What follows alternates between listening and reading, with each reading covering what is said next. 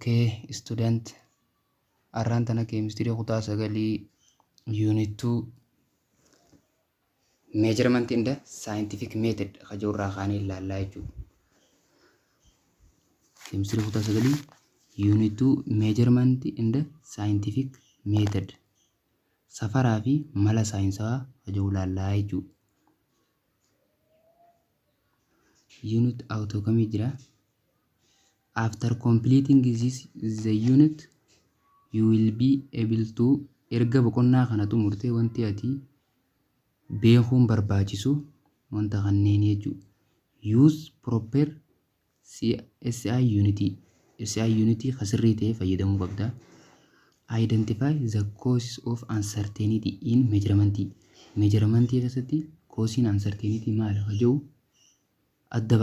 adda baasuu danda'uu qabda jechuudha. Express the result of any calculation involving experimental data to the appropriate number of decimal place or significant figures.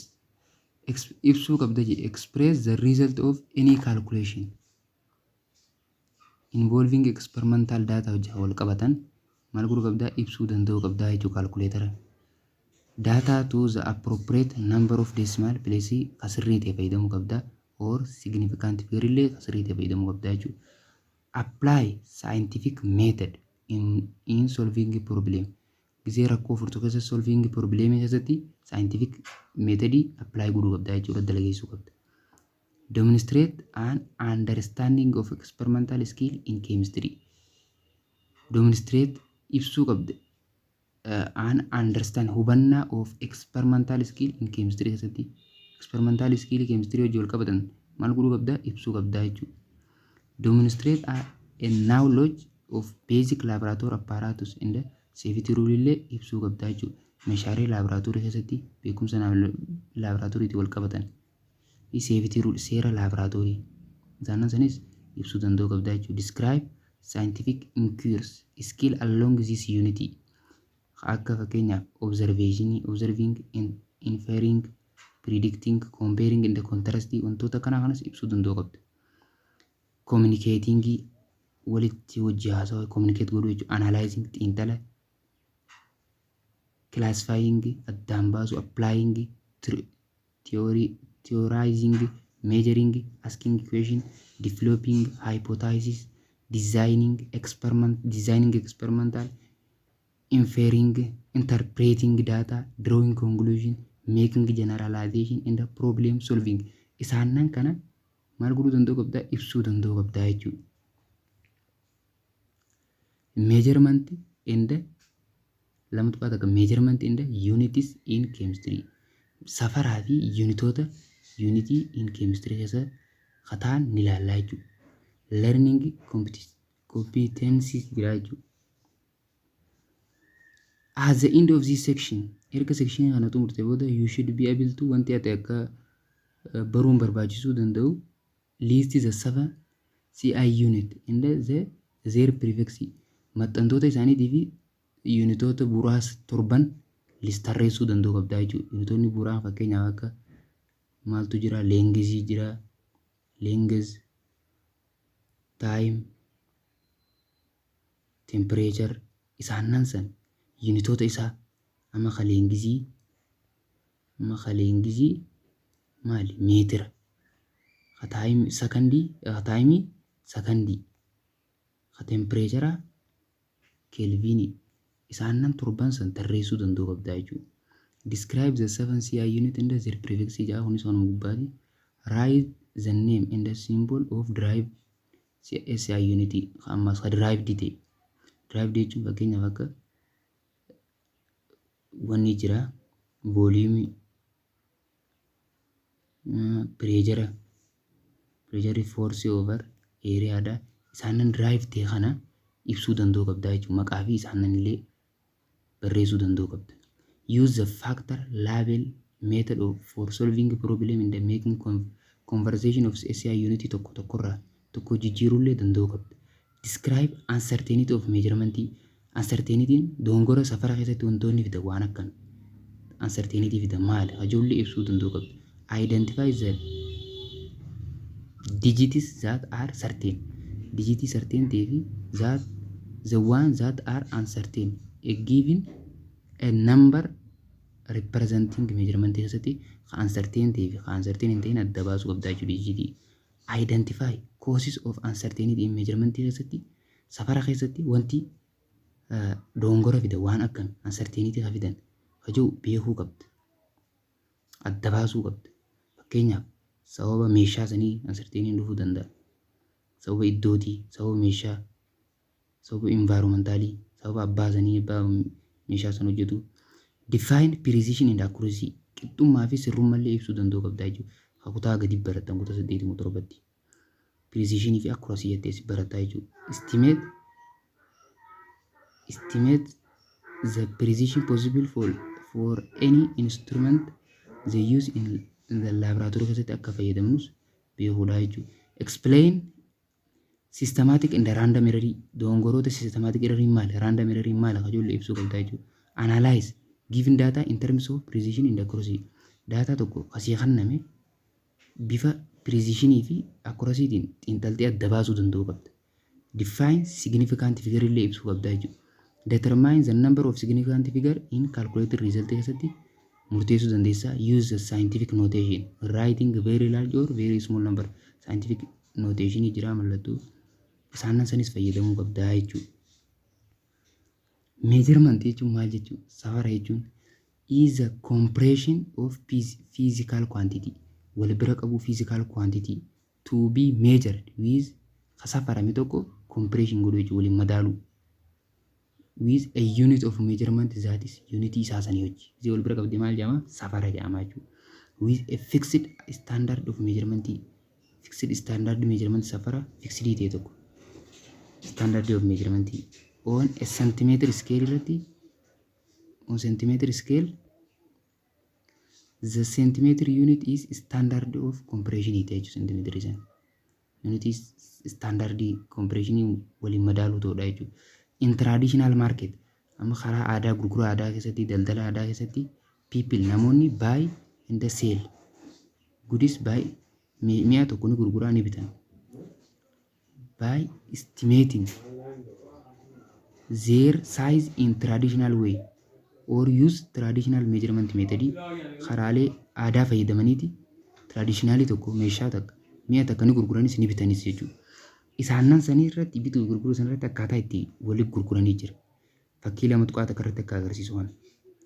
Amma qullubbii akkaataa kana babaasanii gurguranii jechuudha. Karaalee kana safara amma kun safara aadaati jedhama. Traditional market. Shows traditional market in the people exchange goods by estimating their size using ideologies method of measurement. Yaaduma isaanii fayyadamaniituma saayizii amma tokko babaasan jechuudha. Baasiidhaan gurguramaa jechuudha karaalee aadaatiin. The study of chemistry. Qonnaan chemistry kun depends heavily on measurement. Irra caalatti irra depend ta'u maal irratti safara irratti. For instance fakkeenyaaf chemistry tokko use measurement ni fayyadama. To compare the property of different substances. Amala substances garagaraa wal bira qabuudhaaf. And to assess change resulting from an experiment keessatti jijjiirama dhufuuf maal fayyadamaa? Safara fayyadamaa jechuudha. A number of common device enable you as to make simple measurement of substance property kan godhanii jira. Meeshaaleen safarri tokko akka nuuf salphatu substance property measure godhuudhaaf meeshaalee fayyadamnu jira jechuudha. Metric stick measure length. Amma meetri maal safaruudhaaf fayyada? Metric stickin length fayyaduuf safaruu fayyada. The burette jira.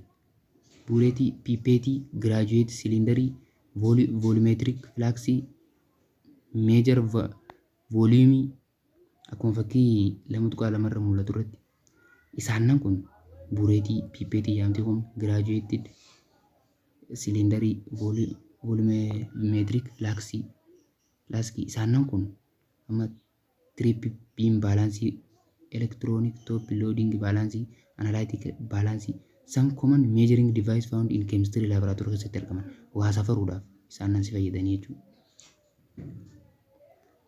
Volumetric flux measuring volume The balance measure maasii amma baalaansiin maasii hanga tokko safaruudhaaf fayyada. Termoomeetiriin meeshaaleen tempereechara ittiin safaran maal jedhama? Termoomeetirii. Termoomeetirii baalaansiin ammoo maasii safaruudhaaf jechuudha. The illustrate on figure 2.2 provide measurement of macroscopic property. Meeshaalee xixiqqoo ta'an microscopic ta'an we can be determined directly kallattiin murteessuu dandeenya. Macroscopic property on the atomic or molecular scale must be determined by an indirect method. Provide measurement of macroscopic properties can be determined directly murteeffama. Macroscopic ta'e microscopic property nammoo directly murteeffamuu hin danda'u je. A measured quantity is usually written as a number with an appropriate unity. Lakkoomsaa fi unity isaa kasirrii ta'e hojii barreeffamuu qaba amma measured gisee gootu. Fakkeenyaaf to say the distance between Addis Ababa and Hawaasa. Fageenyi Addis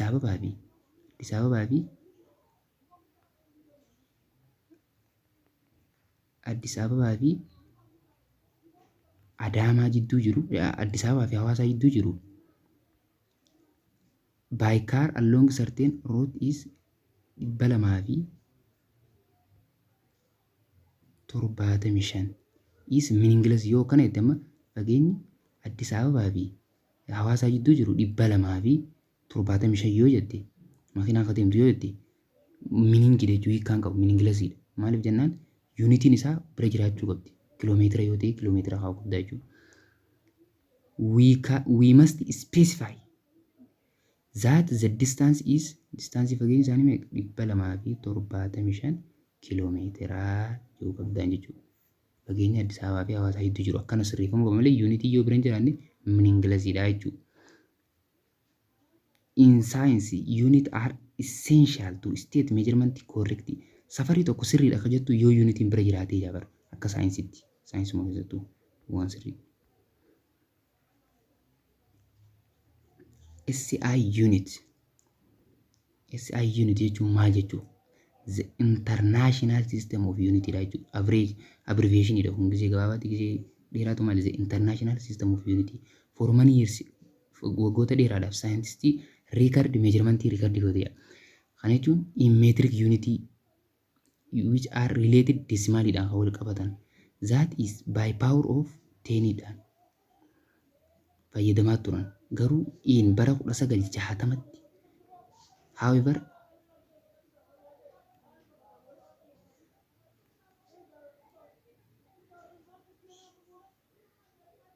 the general conference of weight in the measure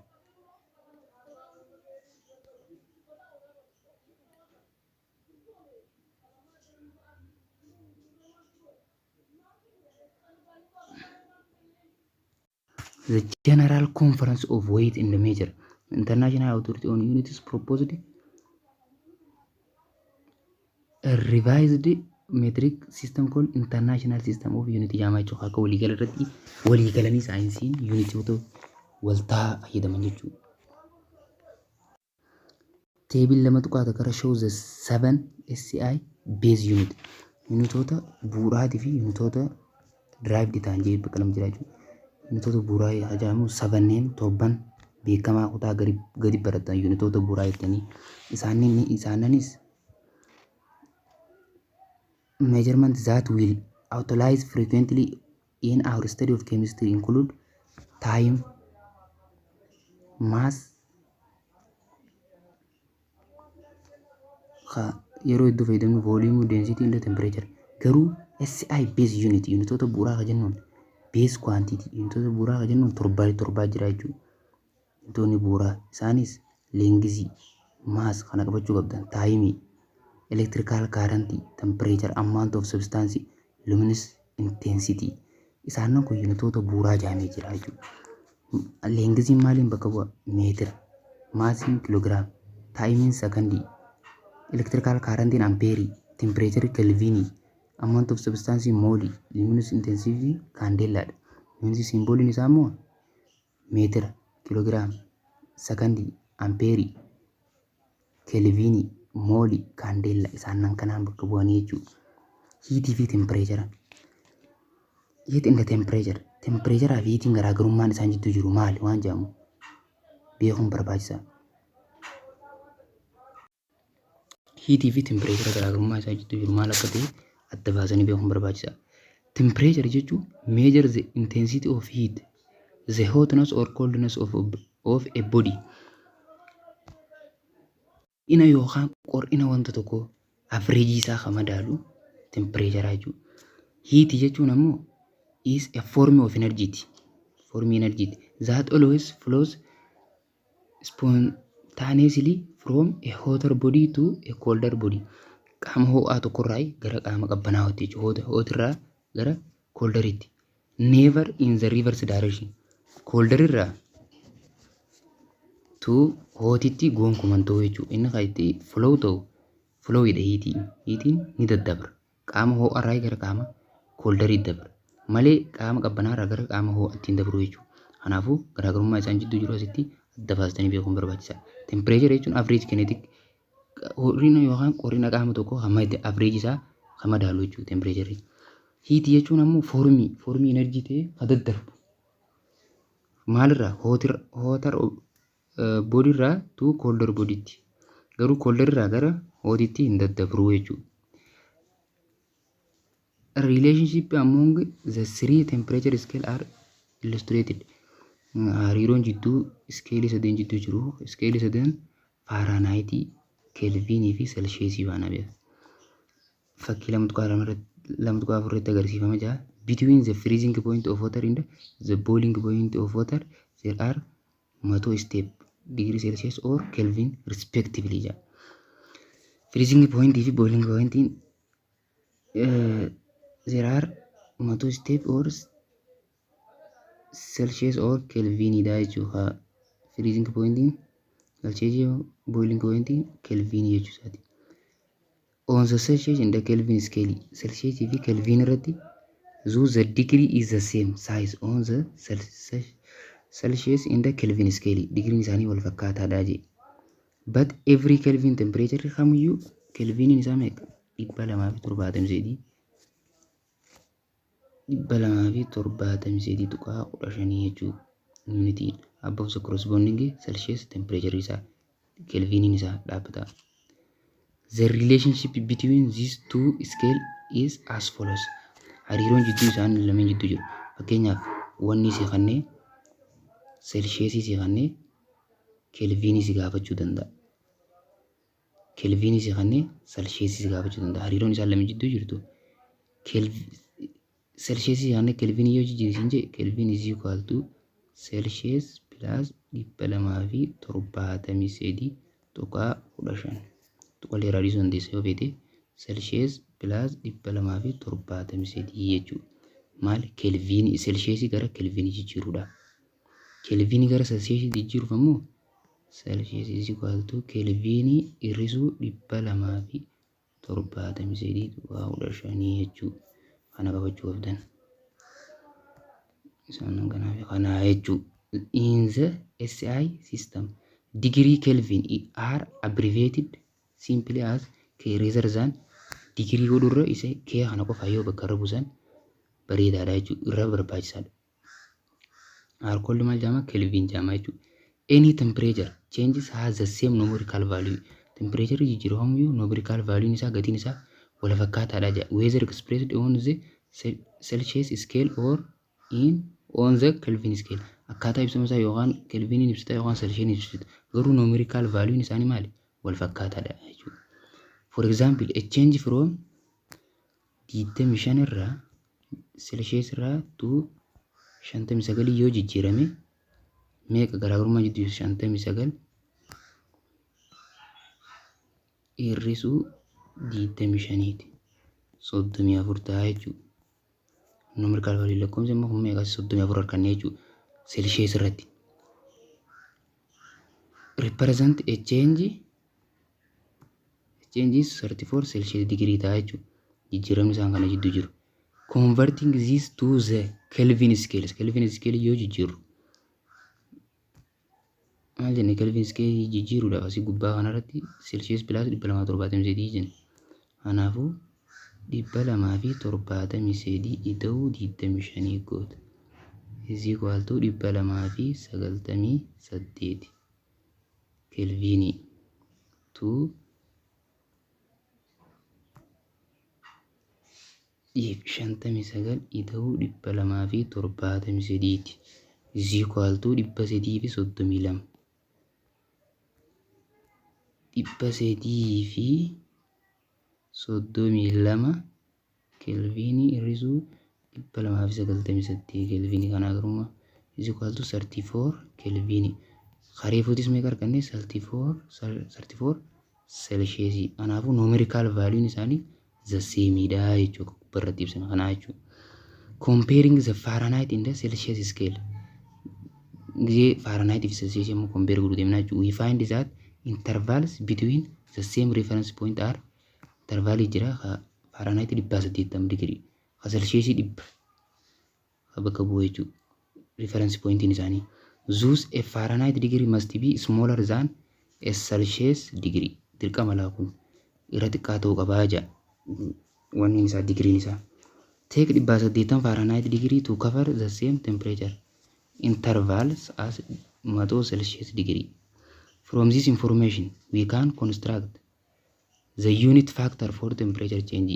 Jiraama temperature akka amma asitti agarsiifamu kana 180 Fahrenheit over 100 Celsius or takka tuqaa 8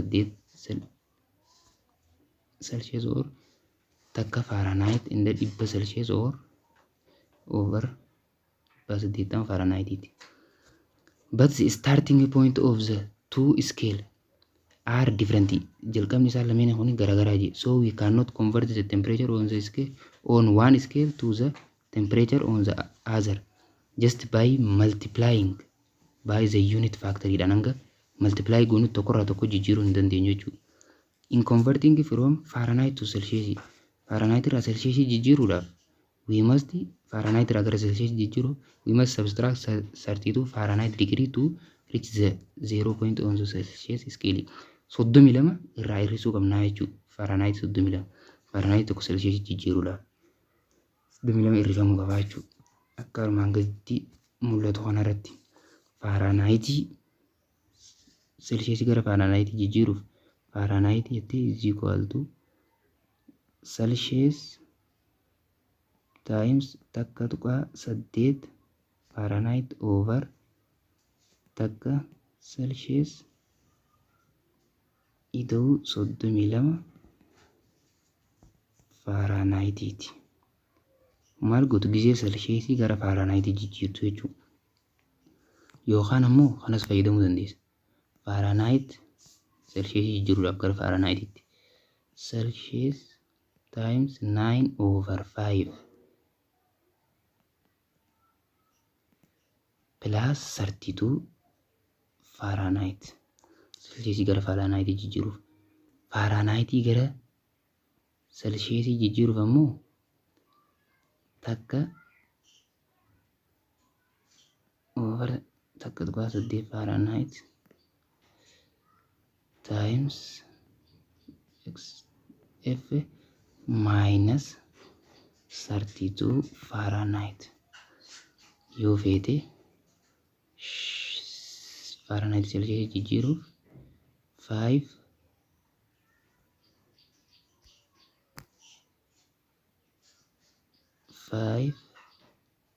over 9 Fahrenheit minus 32 Fahrenheit gootee jijjiiruu dandeessaa jechuudha. The relationship among the Kelvin Celsius centigrade illee jedhamee beekama Celsius and the Fahrenheit temperature scale akka armaan olitti agarsiifame kana. Fakkeenyaaf temperature conversion fudhannu. When the temperature reaches 100 Fahrenheit in the shade, it is hot ni owojen. What is the temperature on the Celsius scale dhaan maal ta'a sin jedhe. Akkaataa formulaarii fayyadamnetti Fahrenheit tokko Celsius jijjiiruudhaaf maal fayyadamne? Celsius equal to takka beeka Fahrenheit Celsius gisee jijjiiru Celsius over takka tuqaa 8 Fahrenheit Fahrenheit minus 32 Fahrenheit equals to bikkuma tana buusta. Celsius is equal to 1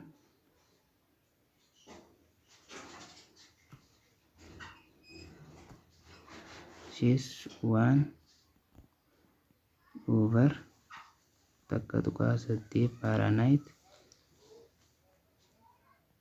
Fahrenheit keenya meeqa 132 Fahrenheit ti.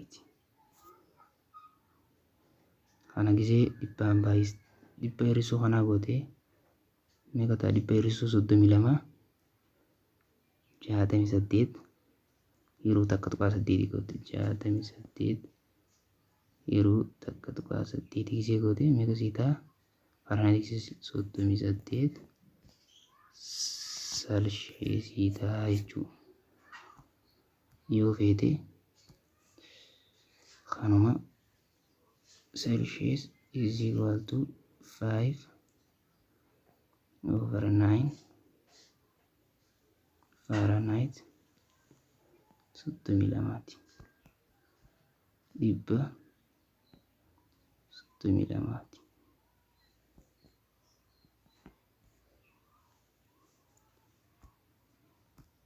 Ini 68 yeroo 9 gisee goote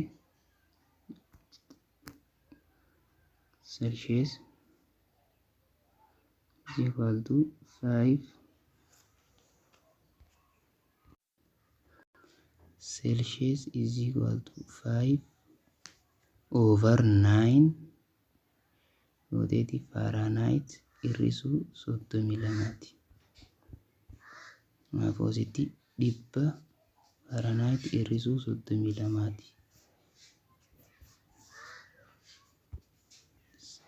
Celsius is equal to 5 times 132 68 yeroo 9ti. 340 yeroo 9ti. Is equal to 37 tuqaa 7 jeetima. Kanaaf gisee siqu 38 Celsius ta'a jechuudha. Kareefuutis yoo feete foormulaa kana fayyadamuu dandeessa. Takka over 1.8 Fahrenheit minus 32 illee fayyadamuu dandeessa yookaan ammoo 5 over 9 Fahrenheit minus 32 Fahrenheit illee yoo fayyadamte deebisaan kee takka ta'a jechuudha.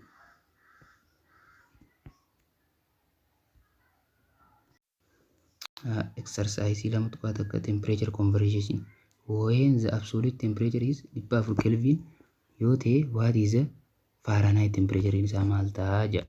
When the absolute temperature is 400 Kelvin yoo ta'e what is the Fahrenheit temperature maalii jedha. Kelvin is equal to Celsius plus 273 formula. Jalqaba Kelvin 400 kana gara Celsius jijjiiran. Celsius is equal to Kelvin irrisuu 273 Celsius is equal to 400 irrisuu 273 400 irrisuu 273